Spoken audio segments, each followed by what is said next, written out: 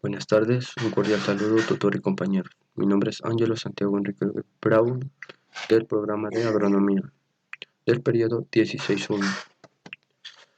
Lo que hoy vamos a hablar es sobre la microbiología de suelos. Las preguntas orientadas sobre el tutor es: qué estudia la microbiología y para qué es importante? ¿Qué estudia la microbiología?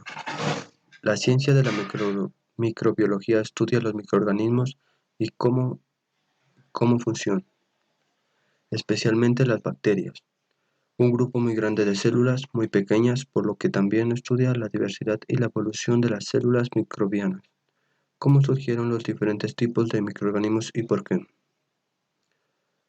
¿Por qué es importante?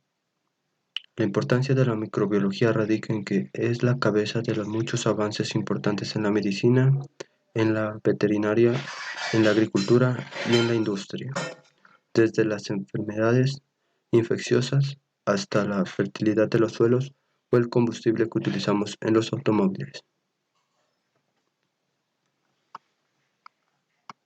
La segunda pregunta es: ¿cuál es la principal diferencia entre los microorganismos procariotas y eucariotas? La principal diferencia radica en que el material genético de los procariotas no está separado del citoplasma.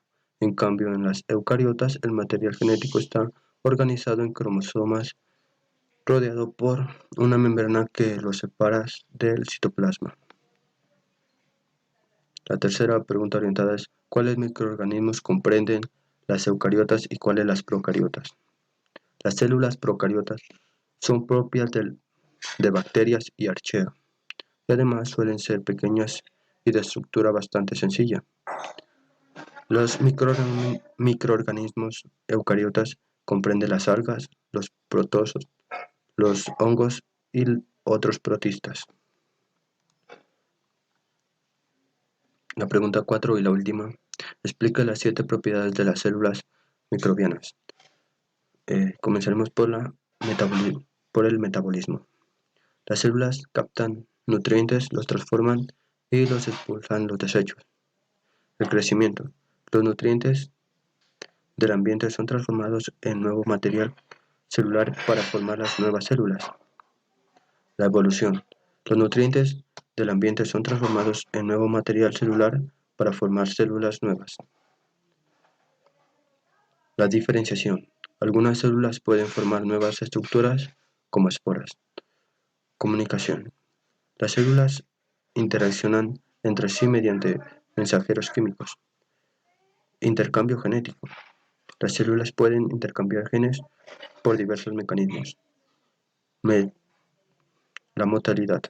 Algunas células son capaces de autopropulsarse. Muchas gracias. Eso era todo.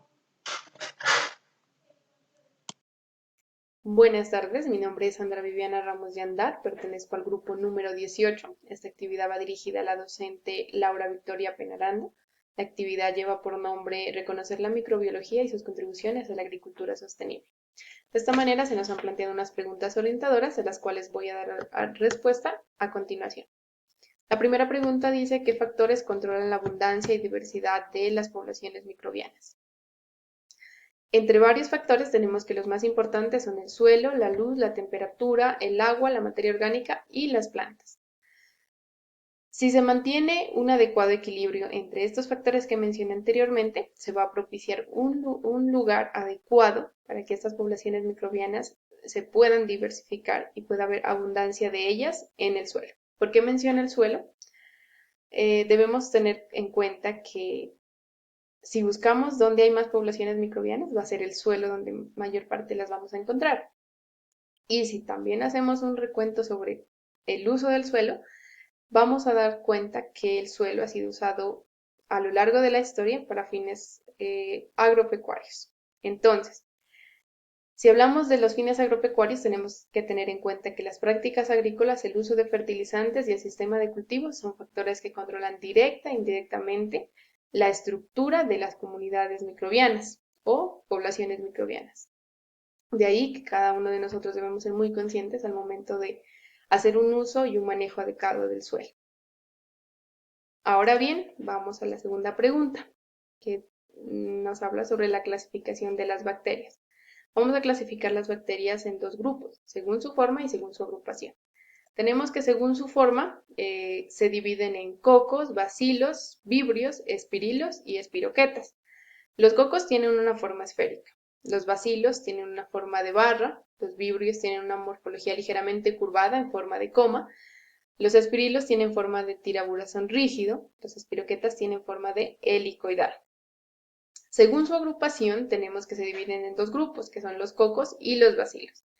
Los cocos, dentro de los cocos están los diplococos, los streptococos, los tétradas, las arcinas y los estafilococos. Dentro de los bacilos están los diplobacilos y los streptobacilos. Eso tenemos frente a la clasificación de las bacterias. Ahora bien, la tercera pregunta dice, ¿dónde se encuentran los microorganismos en la Tierra? Una pregunta muy importante por si queremos conocer más acerca de este tema o averiguar un poco más y también si vamos a utilizar estos microorganismos para otros fines, como puede ser su reproducción. De esta manera, debemos tener en cuenta que si queremos encontrar estos microorganismos, los vamos a tener que buscar a 20 centímetros de profundidad del suelo. Es ahí donde estos se van a desarrollar en mayor proporción. ¿Por qué razón? Porque las partículas de estos se adhieren a las partículas de arcilla y de humus, y además es un lugar donde realizan la mayor parte de actividad microbiana. Entonces, sin duda alguna, a los 20 centímetros vamos a encontrar mayor y gran diversidad de microorganismos. La cuarta y última pregunta dice, ¿cómo se beneficia la agricultura de los microorganismos?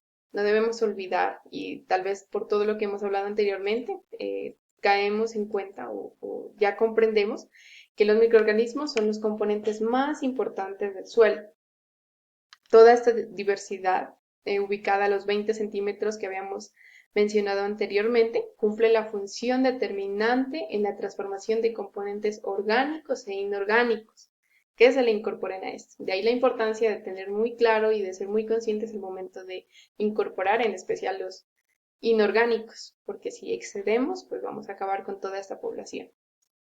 Todo lo anterior y todo lo que hemos mencionado permite comprender la importancia que tienen estos microorganismos al momento de hablar de la nutrición de las plantas.